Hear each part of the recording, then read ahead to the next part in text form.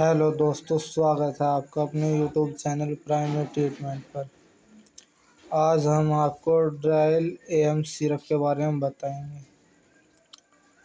दोस्तों, एक खांसी का सिरप है। ये बहुत अच्छा सिरप है। जो बलगम की खांसी होती है, फेफड़ों पर बलगम जम जाता है, ये इसको बाहर निकाल देता है। इसके अंदर लियोसाल्बुटामोल, अम्ब्रोक्सल, गुफेंसी डला हुआ है। दोस्तों, बहुत अच्छा सिरप है। इसका बहुत अच्छा रिजल्ट देखा गया है। इसे आप बलगम की खांसी में इस्तेमाल कर सकते हैं। 10 ml सुबह शाम गर्म पानी के साथ।